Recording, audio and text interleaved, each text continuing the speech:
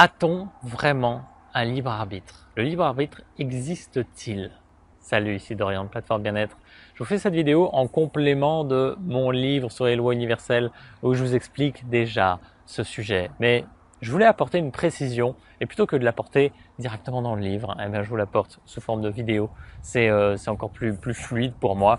Donc ce que je vous dis dans le livre, je vais faire très rapidement, c'est beaucoup mieux expliqué, mais très rapidement, c'est que de façon ultime plutôt, le libre arbitre n'est que le fait de pouvoir choisir entre l'amour ou la peur. Et ça serait clairement un gène qui est dans notre ADN, qui est activé, qui peut être activé ou désactivé. S'il est activé, on fait preuve d'amour, d'empathie, de compassion, de bienveillance. Et s'il est désactivé, on est dans la peur, on est dans la colère, on est dans la séparation, on est dans toutes ces énergies-là. Sauf que j'ai envie de repositionner quelque chose par rapport à quoi je n'ai pas parlé, j'en ai pas parlé dans le livre, et c'est le fait que le libre arbitre n'appartient dans tous les cas pas au personnage que vous créez dans cette existence avec votre enveloppe physique, vos pensées, vos émotions, etc.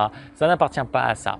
Votre personnage, il a le libre choix qui est très différent. Le libre choix, c'est je peux choisir de vivre ma vie, comme je veux, comme je l'entends, faire mes choix, comment je vais m'habiller aujourd'hui, qu'est-ce que je vais manger à midi, qu'est-ce que je vais raconter dans ma vidéo, tous les choix que je vais faire dans mon existence à chaque instant, c'est des choix, c'est du libre choix et c'est pas du libre arbitre. Le libre arbitre, c'est clairement quelle énergie je mets dans mes intentions, dans mes actions, etc.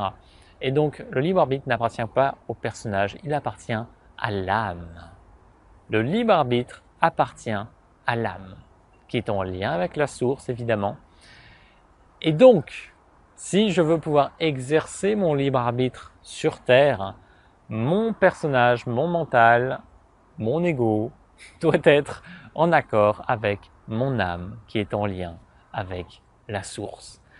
Ça, c'est extrêmement important de repositionner ça, parce que je n'ai pas vraiment de libre arbitre en tant que personnage. Il y a des jalons qui ont été déjà posés à l'avance dans ma vie, je devais passer par certaines expériences, je viens vivre certaines expériences, à la fois pour me libérer personnellement de mon karma, et puis de tout ce qui m'entrave, et pouvoir aider à la libération de notre humanité et œuvrer pour ce que je suis venu faire sur cette terre. Donc, je dois vraiment comprendre que mon personnage, il est juste là dans un état d'esprit d'expérimentation, que je peux faire différents choix, etc. Mais je vais être conduit forcément vers différentes expériences qui ont été décidées à l'avance. Mais avant tout, le libre arbitre se décide du point de vue de l'âme. Et mon âme peut choisir vraiment d'œuvrer dans l'amour ou pas.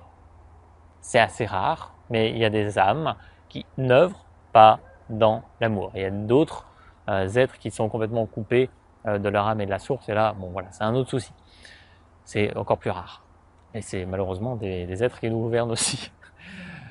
Donc, l'idée, c'est vraiment de vous repositionner sur ce libre arbitre en tant qu'âme que vous exercez et comment vous prenez vos décisions, dans quelle énergie vous prenez vos décisions, dans quelle énergie vous faites vos actions, dans quelle énergie vous émettez vos pensées, vos vibrations, etc.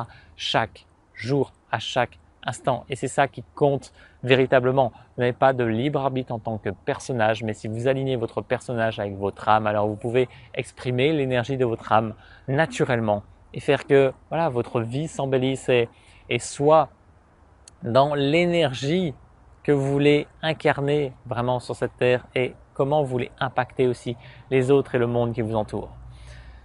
C'est vital de vous reconnecter à ça et de vous demander à chaque instant si les choix que vous faites ils sont dans l'amour ou dans la peur. Je vous en avais parlé dans d'autres vidéos, notamment en lien avec la loi d'unité. Et c'est vraiment vital que vous compreniez que tout est énergie dans ce monde, tout est des flux en permanence et que si ces flux ils sont dirigés par la peur ou la colère, vous allez toujours être dans des limites, dans un contrôle illusoire de ce que vous vivez et vous ne pouvez pas vivre dans l'abondance. Vous ne pouvez vivre dans l'abondance que si vous ouvrez les vannes, que vous ouvrez à l'amour, que vous faites confiance, que vous faites foi en la vie, en l'univers et que vous avancez avec cette confiance et cette conscience-là. Le libre arbitre appartient à votre âme, non pas à votre personnage, mais vous pouvez prendre tous les choix de vie à chaque instant et c'est parfait comme ça. Mais avant tout, de quelle énergie vous nourrissez tout ça, c'est à vous de décider. J'espère que ça vous inspire à prendre les meilleures décisions possibles. Et quand je dis les meilleures décisions possibles, c'est les décisions avec lesquelles vous allez mettre l'énergie, que vous allez nourrir plutôt de la plus belle énergie pour vous maintenant. À partir de maintenant, prenez vraiment les meilleures décisions de cœur pour vous et je vous dis à très bientôt. Bye.